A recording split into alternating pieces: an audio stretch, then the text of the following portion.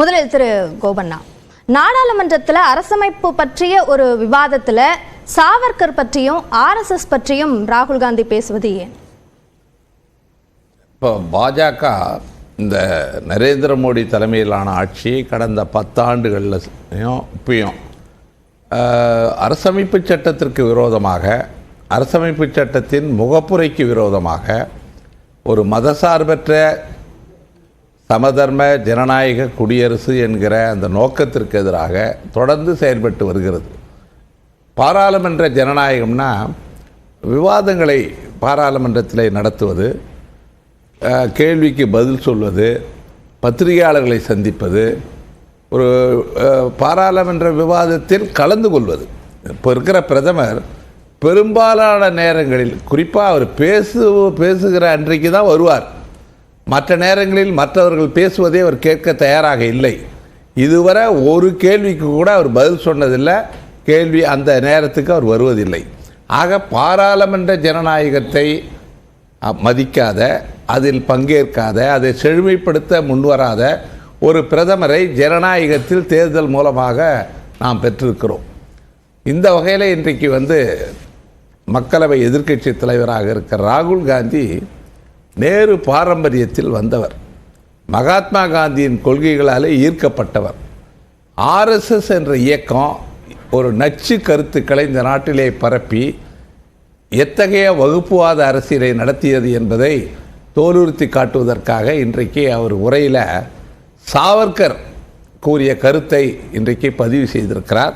அந்த சாவர்கர் கருத்தை அவர் சொல்கிறப்போ, அரசமைப்பு சட்டத்தில் இந்தியர்கள் குறித்து எதுவும் கிடையாது, நமது இந்த தேசத்தில் வேதங்களுக்கு பிறகு மிகவும் மதிப்பு மிக்கதாக இருப்பது மனுஸ்மிருதி தான்றார். நான் கேட்குறேன், இன்னைக்கு நான் கேட்குறேன், அந்த சாவர்கருடைய படத்தை இதே நாடாளுமன்ற மைய மண்டபத்தில் மகாத்மா காந்தி கொலை குற்றத்தில் 7வது குற்றவாளியாக சேர்க்கப்பட்டு பிறகு விடுவிக்கப்பட்ட ஒருவர், ஒரு சர்ச்சைக்குரிய மனிதர், 2 நேஷன் தியரியை அறிமுகப்படுத்தியவர், இந்துக்களும் இஸ்லாமியர்களும் ஒரே நாட்டில் இருக்க முடியாது என்ற விஷ கருத்தை இந்த நாட்டில் முதலாக தூவியவர், இரு நாட்டு கொள்கையை அறிமுகப்படுத்தியவர், பாகிஸ்தான் பிரிவினைக்கு காரணமாக இருந்தவர்கள், இதெல்லாம் மகாத்மா காந்தி படுகொலைக்கு காரணமாக இருந்தவர்கள். இவர்களெல்லாம் பேசிய கருத்தின் அடிப்படையில் தான் இன்றைக்கி ராகுல் காந்தி அதில் பேசியிருக்கார். மனுஸ்மிருதி நமது கலாச்சாரம், பழக்க வழக்கங்கள், சிந்தனை மற்றும் நடைமுறையை மனுஸ்மிருதி பிரதிபலிக்கிறதுன்னு சொல்கிறார். நான் கேட்குற மனுஸ்மிருதியில் சில பகுதிகளை நான் இந்த நேரத்தில் படித்தேன்னா இந்த ரொம்ப கொடூரமானது. இந்து சமூகத்தில் ஜாதி அமைப்பின் தோற்றத்திற்கான கர்த்தாவாக மனுஸ்மிருதி விளங்கி இருக்கிறது. மனுவின் திட்டப்படி பிராமணன் முதல் தரத்தில் வைக்கப்பட்டான்.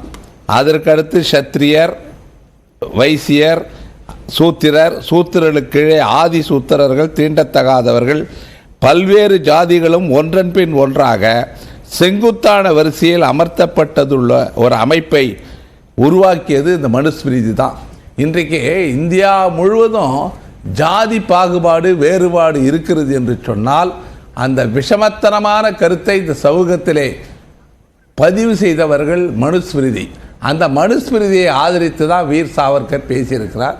அந்த பேச்சை மேற்கோள் காட்டி, நீங்கள் இப்படியெல்லாம் பேசினீர்களே, நீங்கள் இப்பொழுது அரசமைப்பு சட்டத்தை பாதுகாப்போம் என்று சொல்லுகிறீர்களே, அரசமைப்பு சட்டம் மனுஸ்மிருதிக்கு நேர் எதிரான சமத்துவ கொள்கையை கொண்டது. நடைமுறையில மனுஸ்மிருதி இல்ல, அரசியலமைப்பு தானே இருக்கு. அப்போ அதை ஏன் குறிப்பிட்டு, அது ஏன் குறிப்பிடுறேன்னா, வீர் சாவர்கரை போற்றி புகழுகிற பாஜக அரசமைப்பு சட்டத்துக்கு நாங்கள் பெருமை சேர்க்கிறோம், அதை பாதுகாக்கிறோம் என்று பேசுவது அந்த இரட்டை வேடத்தை ஒருத்தர் அம்பலப்படுத்துகிறார். உண்மையிலேயே நீங்கள் நீ எந்த பாரம்பரியத்தில் வந்தவர்கள்? வீர் சாவர்கர், எம்எஸ் கோல்வால்கர், அந்த பாரம்பரியத்தில் வந்த பாஜக இன்றைக்கு அரசமைப்பு சட்டம், நான் கேட்குறேன், பிஆர் அம்பேத்கர் அவர்கள் இந்து தொகுப்பு சட்டத்தை கொண்டு வந்தபோது தலைநகர் டெல்லியில் 79 பொதுக்கூட்டங்களை போற்று அவருடைய திட்டத்துக்கு எதிராக பல போராட்டங்களை நடத்தியவர்கள்.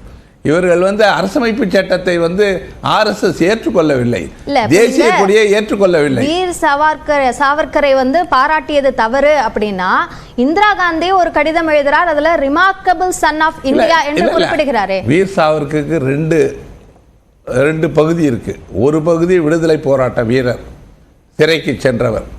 ஒரு பகுதி என்னன்னா, சிறைக்கு சென்ற அவர் 11 முறை கருணை அடிப்படையில் என்னை விடுதலை செய்யுங்கள் என்று மன்னிப்பு கடிதம் எழுதியவர். அப்ப அந்த ஒரு பகுதியை அதனால பிற்காலத்தில் வீர் சாவர்கர் இந்திய விடுதலை போராட்டத்துக்கு துரோகம் செய்து பிரிட்டிஷ் ஆட்சியாளர்களின் கைப்பாவையாக மாறிய போது அந்த வீர் சாவர்கரை தான் நாங்கள் விமர்சிக்கிறோம்.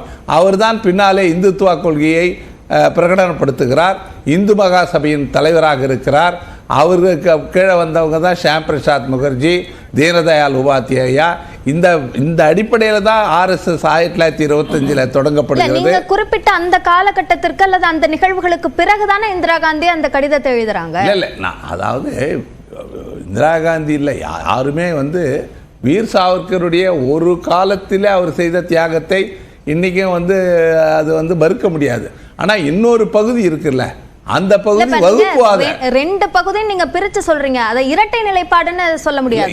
இல்லை இல்லை, இப்படிலாம் இருந்த விடுதலை போராட்ட வீரராக இருந்த வீர் சாவர்கர் பிற்காலத்தில் ஒரு வகுப்புவாதியாக மாறி அவர் வந்து இன்னைக்கு இருக்கிற பாஜகவுக்கு இன்னைக்கு அவருடைய கருத்துக்கள் தான் அவங்க ஏற்றுக்கிட்டாங்க.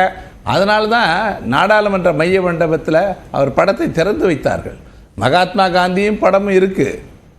மகாத்மா காந்தி படுகொலையில் சம்பந்தப்பட்ட குற்றவாளியாக சேர்க்கப்பட்ட சாவர்கர் படமும் இருக்குது. இந்த மிகப்பெரிய இது ஒரு வந்து இந்தியாவுக்கு ஒரு அவமானம் இது. அந்த அவமானத்தை ஏற்படுத்துகிற வகையில் அந்த படத்தை அங்கே திறந்து வைத்தார்கள். அன்றைக்கி அவர்கள் பாஜக ஆட்சி இருந்து அதை செய்தார்கள். என்னை பொறுத்தவரை அரசமைப்பு சட்டம் டாக்டர் B.R. அம்பேத்கர் அவர்களை அரசியல் நிர்ணய சபையில் உறுப்பினராக முதல்ல பெங்காலில், ஈஸ்ட் பெங்காலில் ஒரு தொகுதியில் கொண்டு வந்தோம். ஈஸ்ட் பெங்காலில், இன்றைக்கி இருக்கிற பங்களாதேஷில்.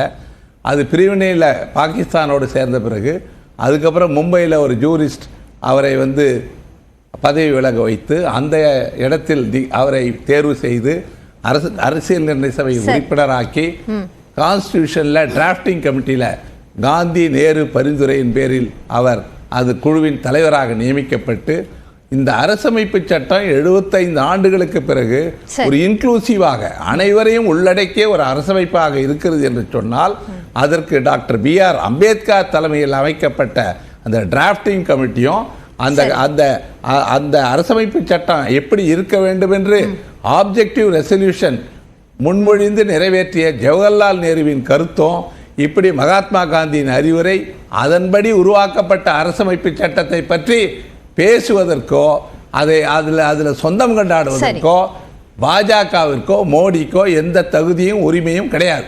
ஓகே.